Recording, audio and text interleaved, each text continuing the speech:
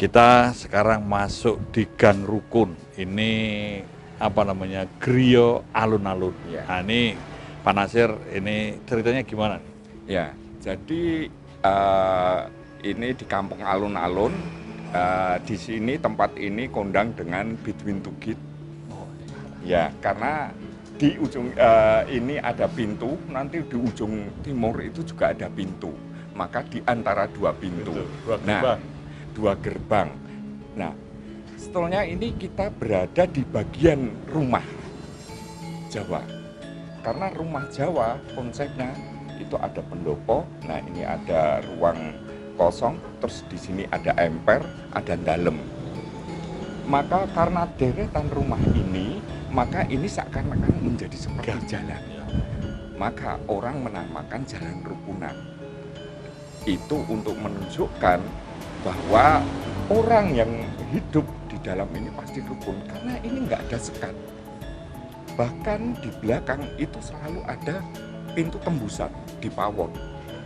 Jadi ketika pemilik rumah itu punya hajatan, semua tamu kan di depan, yang di belakang, yang totodar dan sebagainya itu di belakang. Prinsipnya tamu tidak boleh melihat ribetnya pemilik rumah. Itu betul-betul luar biasa.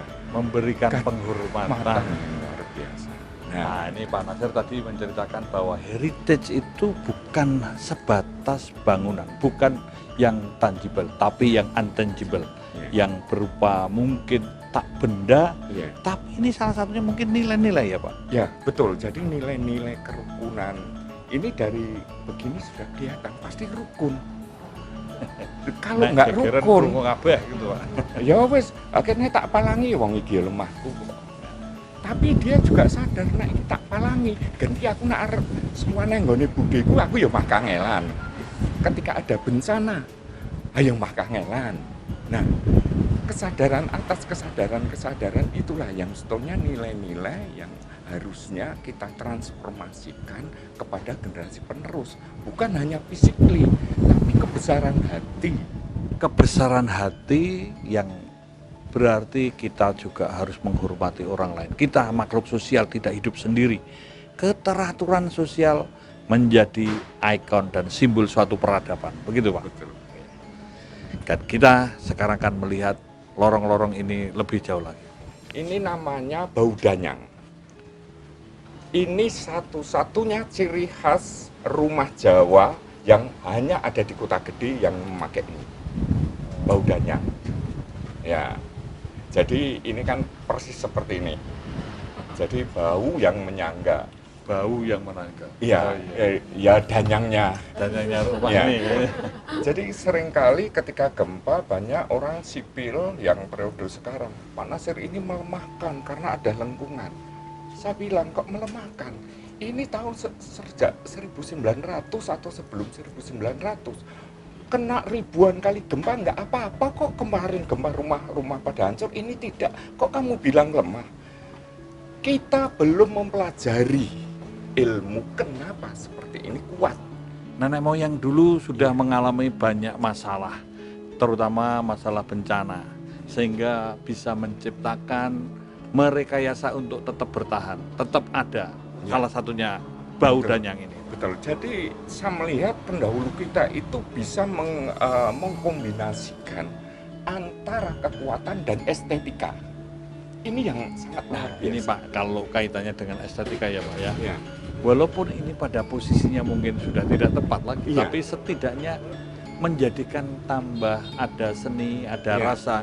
Karena hidup itu kalau tidak ada seni, ya orang Jawa bilang blujur, kaku, bahkan garing, kering. Tidak ada suatu rasa. Hidup itu rasa, peradaban rasa. Dan nilai-nilai itu bisa dirasakan. Dan mungkin laras ya Pak ya? Laras, harmoni. Sambil jalan Pak. Ya, jadi dan setiap rumah ornamennya berbeda. Dulu ada sekitar 250 rumah, itu ornamennya itu beda. Ini tadi dengan sana beda. Nanti kita ke tempat lain beda lagi. Nah, ini simbol juga pemiliknya. Kualitas kayu ornamennya ini juga beda. Ya, ini ceplok. Itu beda. Nanti ke sana lagi beda lagi. Jadi ini juga menunjukkan status pemiliknya. Jadi semakin ruwet, semakin unik itu juga. Atau semakin tinggi posisi jabatannya itu semakin ruwet, Pak? Kalau bukan karena jabatan, karena di sini dulu pedagang. Jadi saudagar, maka ketika dia punya uang banyak, maka dia pun juga bisa membangun sesuatu yang lebih yang tidak polos-polos saja. Ya. Itu ya. Berarti memang ini status sosial gitu, Pak. Iya. Pada kondisi seperti ini. Kampung ini berarti mereka bukan punggawa, bukan aparatur kerajaan ya Pak, tetapi mereka sebagai pedagang yang ada atau menghidupi dari pasar tadi. Betul. Nah, mereka ini sekarang kalau kita bilang Pak, orang-orang Jawa ini kan memang unik kehidupannya, bukan hanya sebatas bertani, bukan hanya sebatas dia mengolah saja alam, tapi dia juga melakukan suatu transformasi.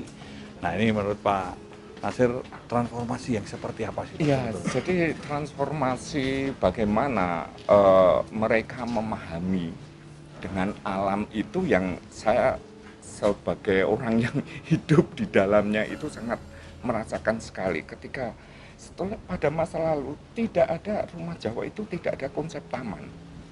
Pada masa lalu tanaman vegetasi itu vegetasi fungsional semuanya. Jadi pohon serai, pohon jeruk, nipis dan sebagainya. Apotek hidup. Jadi ketika masa kecil saya umpamanya ada yang masuk angin dan sebagainya, tetangga itu, yuk, aku njaluk jeruk, ngopo, anakku watuk, oh ya anak watuk iki jeruk iki dicampuri iki, nak kerokan masuk angin, iki jeruke dipanasin dhisik engko terus baru dikasih minyak, lengok lentik dan sebagainya. Itu untuk berbagi. Tapi ada masa perubahan ketika rumah itu dulunya vegetasi untuk berbagi menjadi tanaman hias. Ada wong demok, kuku yuk. Nah, ini kan menjadi sangat aneh. Seperti ini, hal ini. Seperti ini kan nanti setiap sore orang duduk. Ini sebetulnya ruang komunikasi. Jadi ketika ada orang lewat itu, yuk tak kandani. Lek ngamuki gerah ning rumah sakit.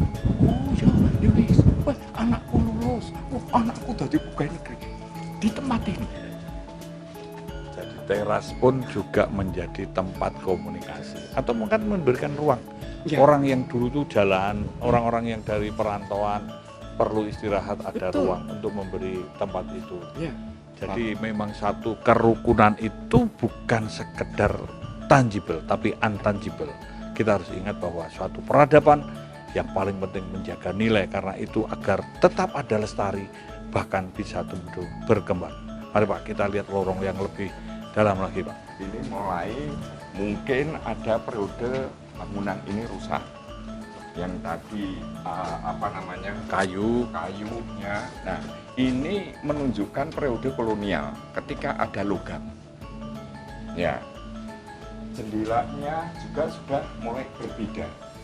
Dia sudah pakai bubut. Ya, jadi tanda-tanda periode kolonial itu ada logam, terus dengan model-model bubut, mesin gitu ya Pak. Kalau enggak besi, rujinya itu besi. Dulu ini di dalamnya mungkin juga cagar. Ini ada sokonya karena dia masih nancap. Karena perubahan fungsi, ini dulunya emper terbuka karena kebutuhan ruang. Dulu anaknya 3, yang 2 keluar, tapi yang 1 masih ikut, maka butuh ruang.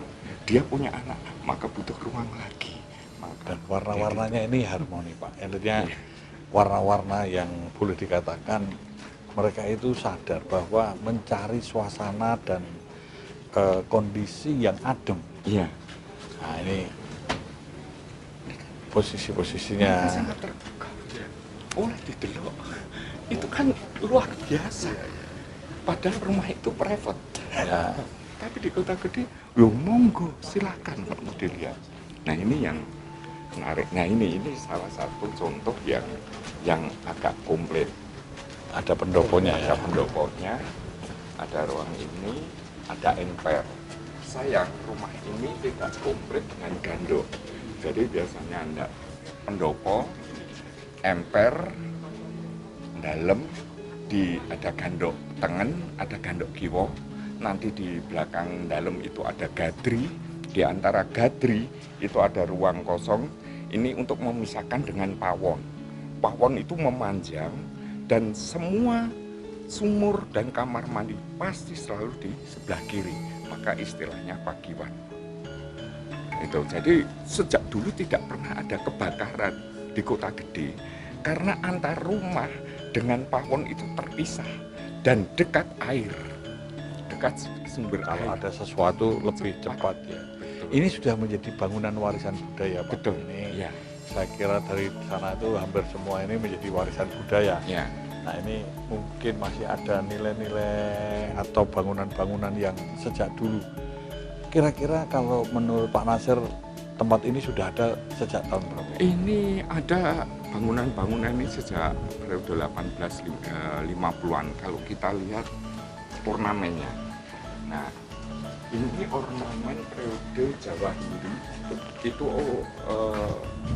bunga teratai, ya. Itu simbol-simbol Hindu. Itu bunga teratai dengan sulur-suluran, ada embranan.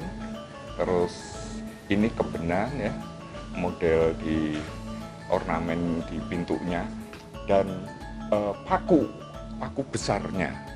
Ternyata pakunya itu kita pernah kedatangan dari Kobe University meneliti pakunya. Jadi pakunya itu kotak. Ternyata materialnya itu beda dengan paku sekarang. Jadi ada campuran tembaga dan sebagainya. Berarti paku itu pada masa lalu juga cukup mahal. Itu jadi menunjukkan status juga ya. Status juga. Ya. Semua ini menjadi status. Nah, ini beda lagi ornamennya dengan sana. Karena hampir tidak ada yang sama. Nah, ini mungkin karena pernah runtuh ketika gempa. Karena ada gempa besar di di Jogja tahun 1867. Tahun 1867 yang meluluh lantakkan Tugu Golong Giling akhirnya berubah menjadi Tugu yang ada sekarang. Jadi banyak perubahan setiap masa. Nah, perubahan-perubahan itu yang kadang kita lupa mencatat. Atau mungkin ini sebetulnya pada masa itu juga new normal, Pak. Artinya berdamai dengan situasi kondisi alam itu. Betul. Nah, ini juga masa pandemi, Pak. Ya. Tapi kita juga harus tetap bertahan hidup, tetap harus menumbuh kembangkan. Tapi kita juga berdamai dengan situasi dan kondisi. Nah, ini kita melihat lagi joglo yang mungkin dengan ini new normal. New normal. Ini normal. Karena joglonya berbeda, ya, dia hanya membuat karena dulunya pernah ada, terus tidak ada, terus dibeli orang ada. Karena dulu ini rumah bude saya. Oh, kan sudah dibagi waris, akhirnya pindah ke tangan orang lain. Dulu diberi siapa itu bintang film Febri itu, terus berubah. Maka ketika ada jual beli dan sebagainya, kita berusaha untuk yang membeli itu tetap barang tidak dipindah dan mau melestarikan, dan itu berat sekali. Karena kan yang beli pun juga ingin ngowahi, walaupun kadang-kadang ini saya kira ya new normal ini, Pak. Ini karena barang ini coba dikembalikan ya, pada posisi yang lama ya, Pak. Ya. Ini pun juga mulai disanggah nih supaya tetap berfungsi. Ini unik lagi, yang ini saya bilang yang periode Jawa kolonial. Jendelanya lebih gede, ornamennya di situ kron. Mahkota Belanda. Nah, mahkota itu dengan sulur-sulur yang berbeda. Ini sokoknya persis sama di keraton. Ornamennya persis di keraton, tapi kalau di Kota Gede dari kayu, yang di keraton cor.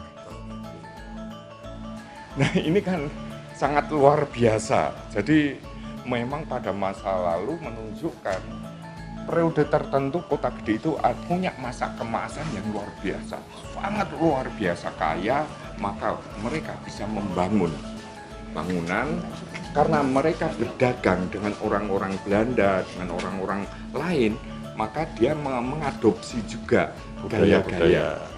Ada gaya Cina-nya, ada gaya Belandanya, ada gaya Jawanya. Tapi bisa menjadi harmoni tadi, itu yang menjadi suatu laras. Ya. Ini lorong-lorong tadi ya, di antara dua gerbang. Ya, ini ornamennya kan gaya Cina. Oh iya, gaya Cina. Tapi juga tetap masuk gitu. Ini yang sangat luar biasa. Nah, ini di tembok ini ada tulisan Atmo Suprobo 1840.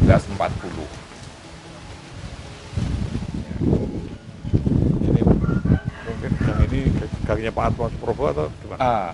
Jadi rata-rata dulu itu kalau kita melihat persil, karena kalau melihat sekarang sudah banyak berubah. Kalau kita melihat di peta itu persil itu selalu kotak utuh.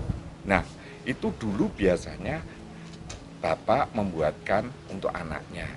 Untuk anaknya, umpamanya anaknya 3 ya bisa di kanan, bisa di kiri dan sebagainya. Nah, dulu itu rata-rata milik keluarga.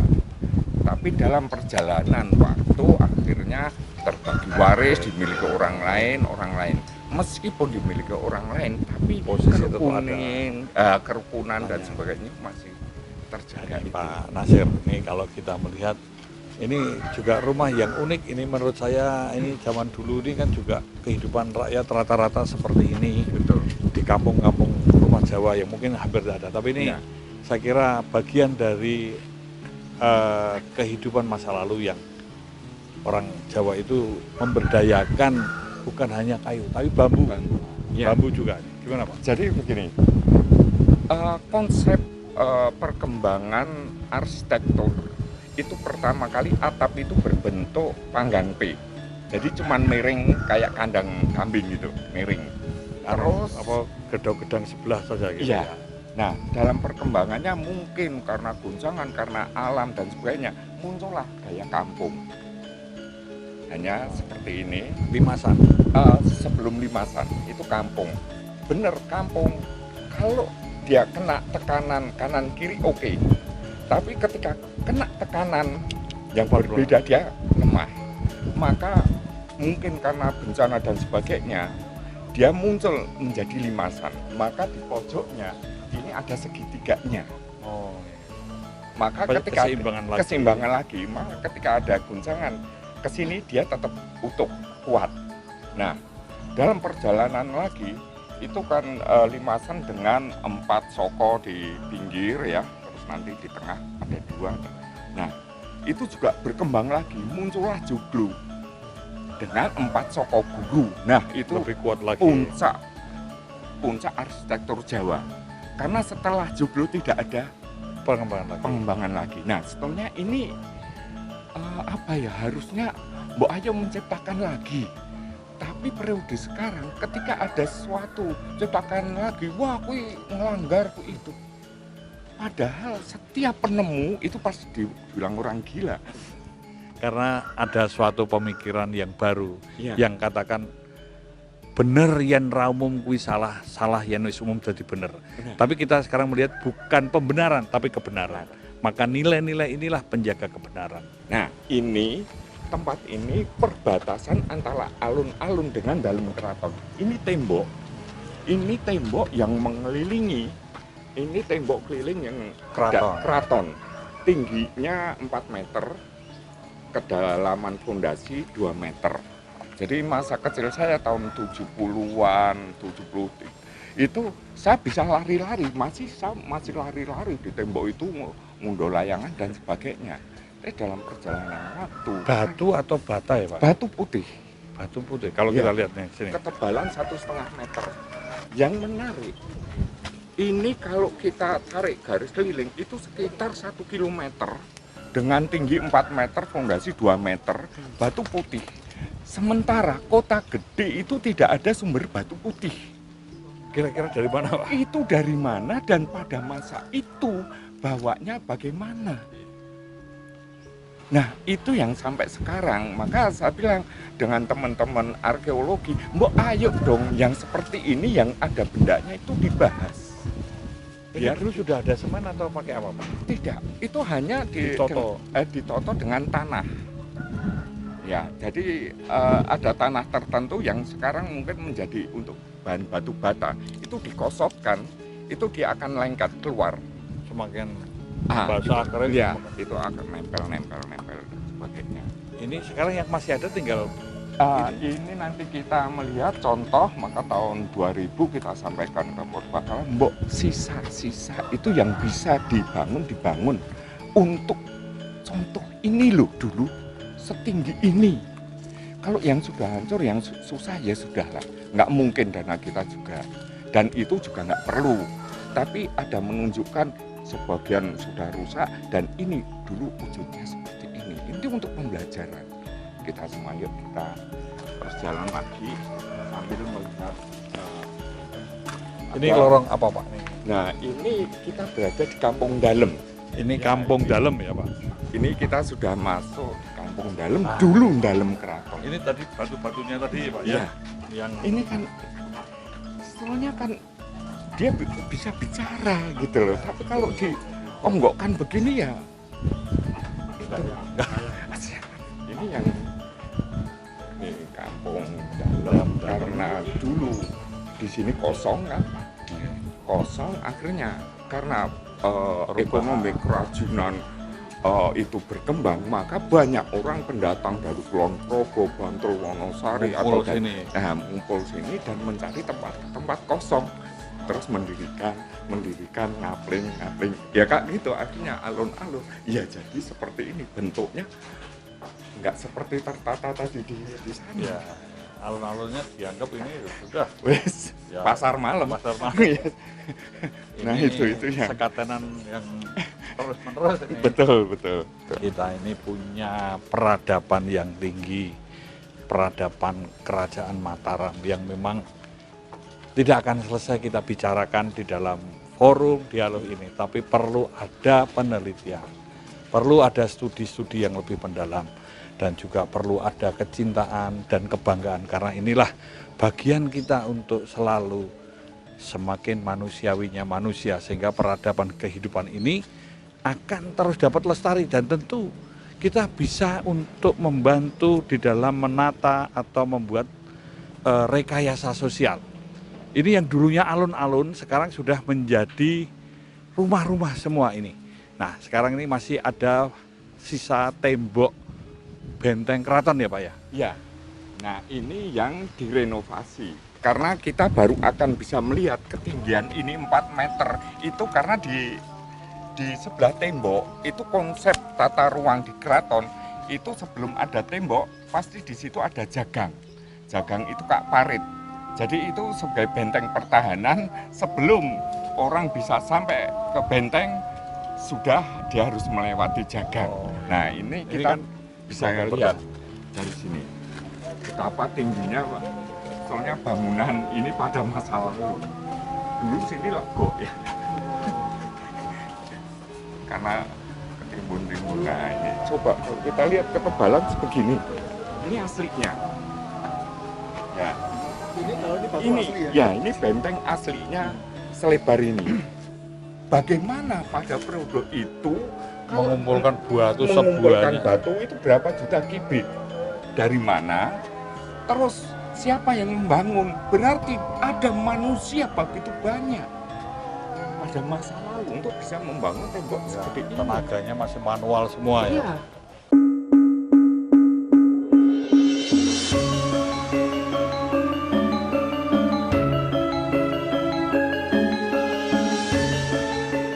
Kita kembali di Mas Darwis, Masyarakat Sadar Wisata. Masih dengan Pak Natsir, kita bincang-bincang seputaran Kota Gede. Panjang lebar sudah diceritakan ini Pak Natsir. Kita sekarang berada di daerah tempat Watu Gilan. Nah, ini sedikit diceritakan apa sih sebetulnya sejarah Watu Gilang dan tempat ini dulunya apa? Ya, jadi tempat ini kita sekarang berada ada di Kampung Dalem yang dulunya disinilah Dalem keratonnya.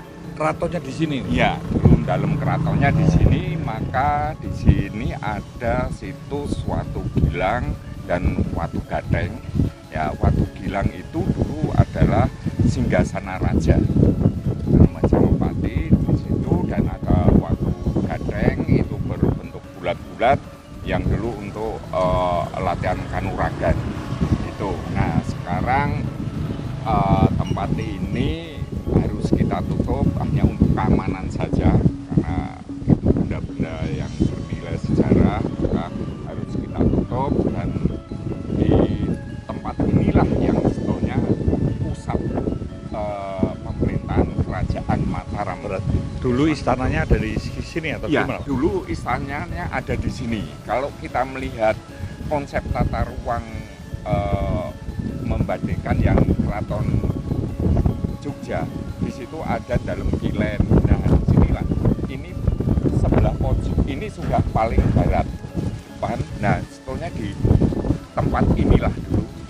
Situsnya masih ada nggak, Pak? Situs yang tinggal ada Watu Gilang, ada Batu Gateng, ada semacam gentong dari batu ya, dan tembok cepuri yang mengelilingi keraton.